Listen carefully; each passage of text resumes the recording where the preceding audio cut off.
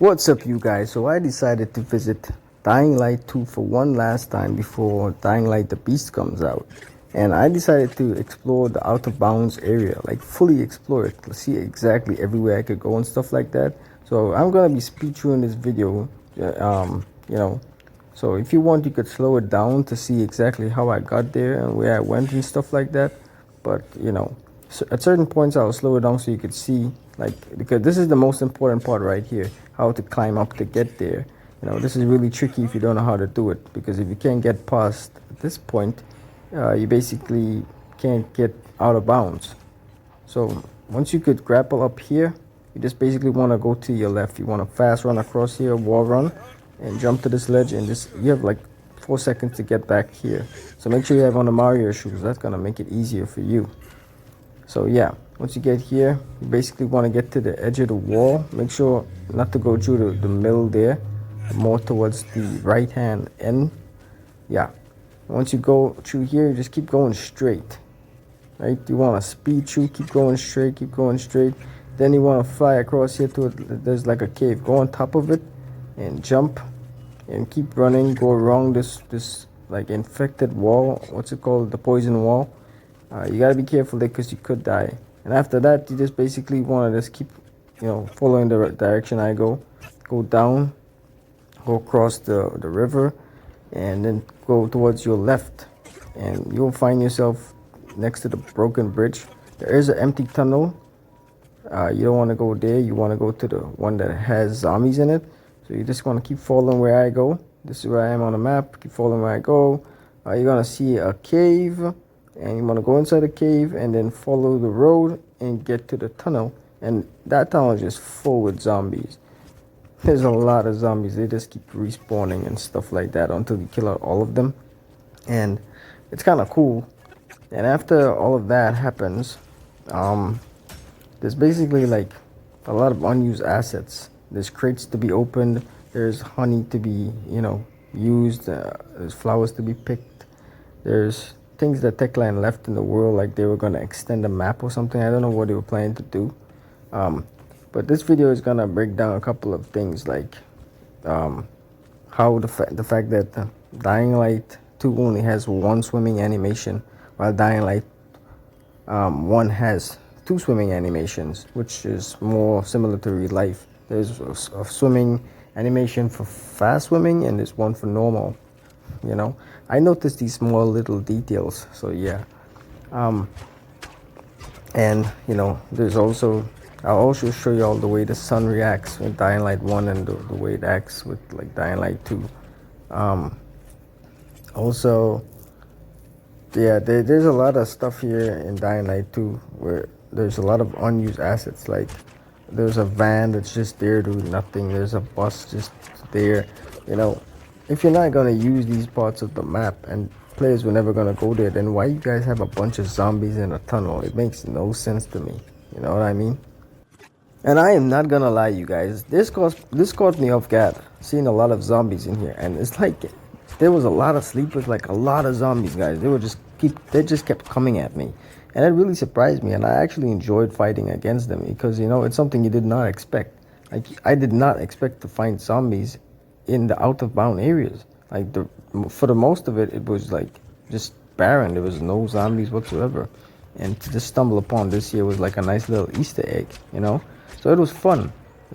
Games should do more things like this. But the other hand of it, I'm saying, like, it's a lot of unused assets. It's a lot of things that a lot of players will never know existed in the game because they're not gonna go there. They don't know how to get there. It's an out of bounds area, yo. You know what I mean? So I don't know what happened with Techland, if they ran out of like thermo or space in their game engine and they just couldn't create more. But essentially, it looks like they were gonna extend the game and make it way bigger than it was supposed to be, because you could find certain maps in the game where it shows you Old Villador and Central Loop and two other big maps next to it. So it seems like they were gonna make the game much bigger, but they just was like, nah, this is not gonna work. And something that they did that they should have never done is the way they make invisible walls in this game is using this poison effect around the map. Like if you run into those poison zones, you will die. There's no hazmat suit, there's nothing that you could use, no perks, no nothing that you could use to get you these poison areas. Even if you use the poison asthma puff, yeah, if you use that, you will not even be immune to go through these things, no matter how much you use. So, and even if you upgrade it to the max upgrade, it still will not work to have you walk through this poison zone. As soon as you get a certain distance, you will just instantly die. So yeah, in this video, I just basically just went exploring all that I can. You know, I just really wanted to kind of get that Castle Woods feeling. And I kind of get it a little bit, you know. It wasn't exactly like it, but there's a lot of like uneven terrain in the back here. Well, a few trees and stuff, so it was nice. And yeah, while I was doing that, I realized, you know, the thing about the swimming animation. There is, you know, Kyle Crane has 2 swimming animations from Dying Light 1, and in Dying Light 2, Aiden Cornwell only has 1 swimming animation. When you press your left joystick down, you're supposed to fast swim, especially if you're above water, but he doesn't fast swim. As you can see, he's doing no strokes here. But as you could see, guys, compared to Dying Light 1, this is Dying Light 1 here. There's 2 different swimming animations, one for fast swimming and one for regular swimming above water. And this is the ocean, so it's nice and deep. There's deep waters we could swim in, and the way the sun looks above the water and below the water is just amazing. The textures underwater, the plants and stuff, looks more realistic, and it's not low quality like in Dying Light 2. So overall, we just got a way better game here. And there's a mini map in Dying Light 1 that might never return to none of the Dying Light franchise. So there's 2 maps. There's the one in the menu and the one on screen that you're seeing here, little mini map. So nice little attention to detail here.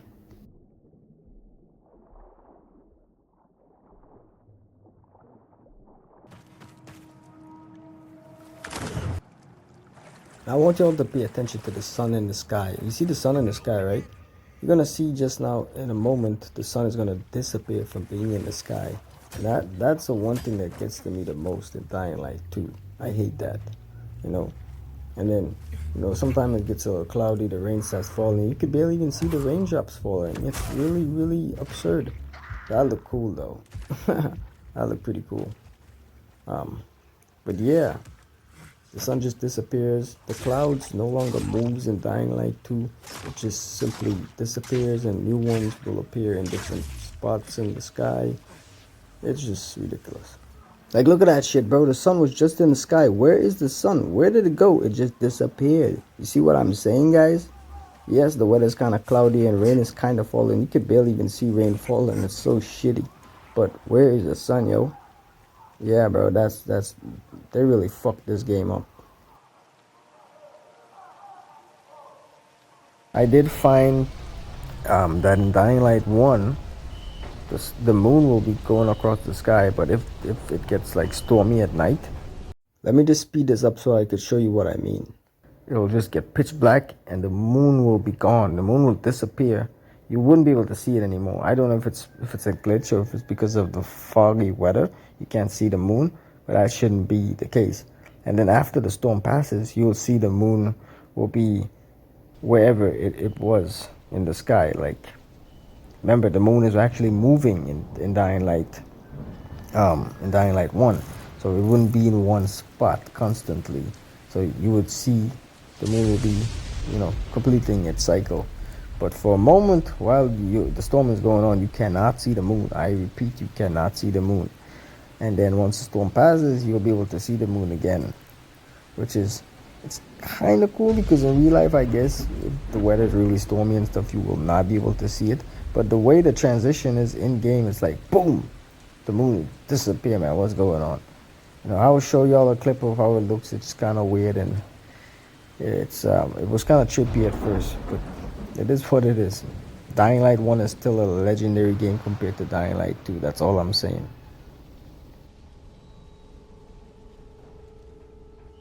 And now that the storm is done, we could finally see the moon again. Crazy, huh? That's pretty cool.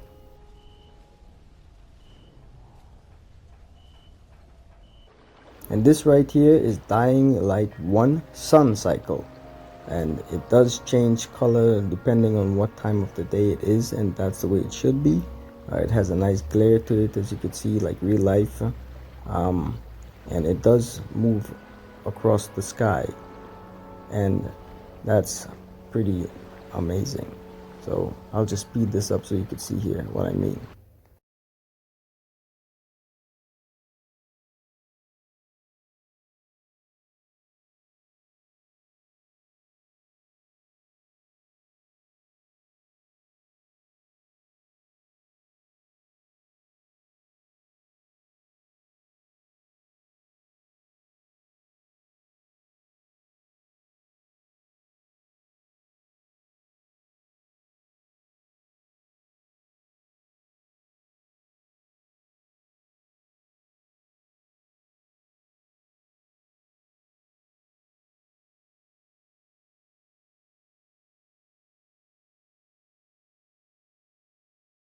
So upon viewing this footage, I come to realize that the sun does not constantly keep moving in Dying Light 1, which is, I guess it's more realistic that way.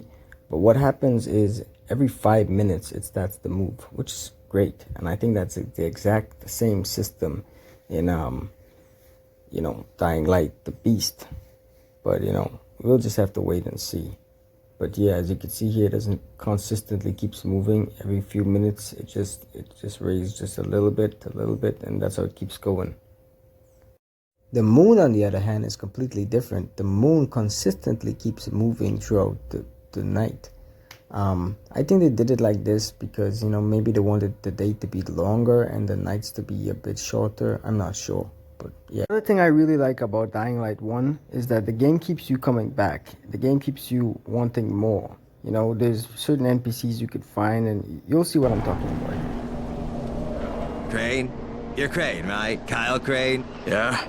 Erwin Snowberg, movie director. I make the Zombie Annihilation movie series. Yeah, you've probably seen them. No. Yeah, they're thought-provoking meditations about people very much like yourself who have to kill buttloads of zombies for various reasons. The details really aren't important. What is important is production cost. Makeup is a major factor. I'm talking head rot, arms falling off, guts hanging out. And when you blow them apart with guns, those squibs cost like crazy. So you've come to Haran. It's a tragedy, of course, but there's a fortune in special effects shambling through the streets, just waiting to have their heads blown off for my next movie, Zombie Annihilation 4, Dying Lunch. All I need is a gun nut who can drop in spectacular numbers, and I am told you are just such a man.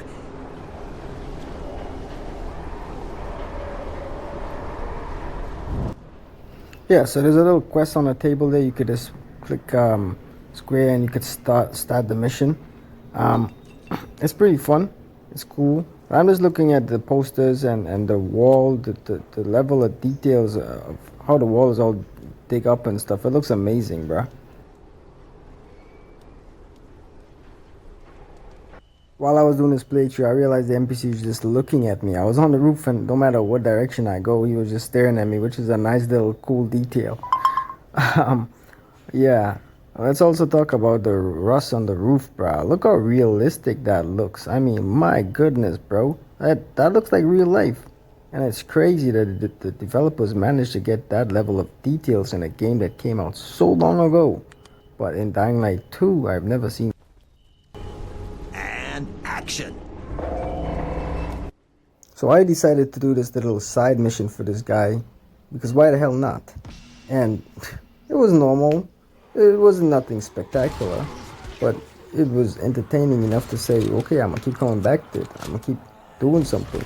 Because when you think you finished do everything in this game, you've completed every single side mission, every single story quest, you've beaten the main story for the game, you think that you're done with it, but there's still trophies to be found. There's still quest bubbles to be found, because if you go talk to random NPCs that you just stumble upon, let's say your safe zones and stuff like that, you will eventually get quests from them. You could go talk to them, they will give you quests to do, and that quest might lead you to another quest. So there's quest bubbles That's something Timon Smaktala was talking about in one of his interviews, and they said that they're actually going back to those types of roots, which is amazing.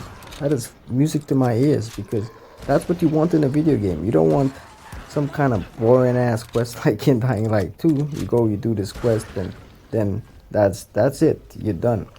You know, you go back, you get a reward, and that's it. You know, there's no quest bubble. There's no incentive. Like when you do all of the quests and finish every single thing in the game, what is there else to do? But what Dying Light 1 done is one quest will lead you into 2-3 different types of quests, and that's just for one NPC. So it's amazing. Display of senseless slaughter I have ever witnessed. You, sir, are an artist. I'm gonna be setting up my next shot soon, so make sure you're around, okay?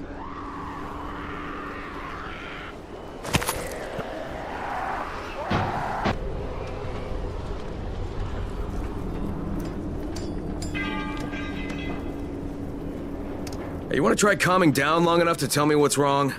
Yeah, sure. Let's try that. Calming down will work. Yeah, calming down will solve everything. Oh. No, walking away from you will solve everything. Okay, hang on. I'm chill, bro. So, I make these flares for Rise, right? Wait, flares? Like signal flares? No, UV flares. Like flares that the Night Things can't stand because they put out this UV, which stands for ultraviolet, which is like kind of a science thing. I got it. UV flares. Continue. There is no continue. My zinc is contaminated with fluorine. It's useless. Also, I'm out of turpentine, which isn't that hard to find. Except everything's hard to find right now. So when Rice's people come for their merchandise... Oh, is he using people now? I thought he only used hired psychopathic guerrillas. What do you need to make these things? Just zinc and turpentine, bro. I got the rest. Worst part is everything I need is in the train yard warehouses. But a guy like me isn't going to last 10 seconds out there. Well, I'm surprised a guy like you's lasted that long in here.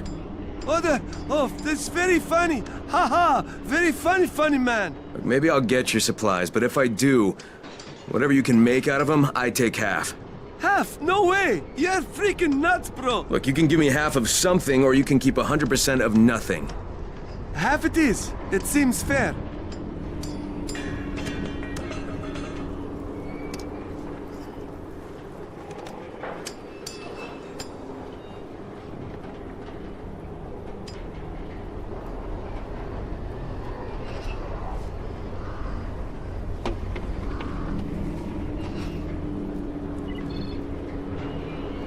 Hey, you been looking for a runner?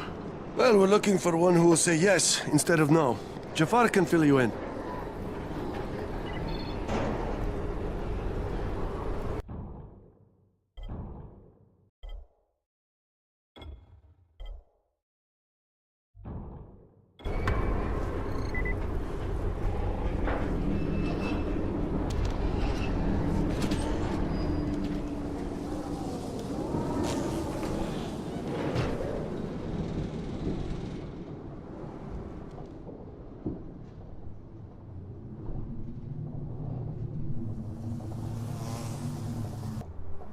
Shit, it's you again? I mean, what are you doing here? Relax. I don't work for Rice. That was a one-time job and it was all about protecting the tower. Look, I'm sorry. I mean it. Is that right? Look, everything I was doing for Brecken. You can ask anyone in the tower if you don't believe me. So what do you got, Jafar? We've been picking up some of Rice's transmissions. One of his crews found something at the construction site, and they got very excited. They didn't say what it was, but they referred to bringing down the entire tower in one shot. Someone's got to find out what it is, and either confiscate it or destroy it. Well, I'm someone. Congratulations, the job is yours. We'll be in touch. And that will be all for today, guys. I hope you guys enjoyed this video, and I'll see you all in the next one.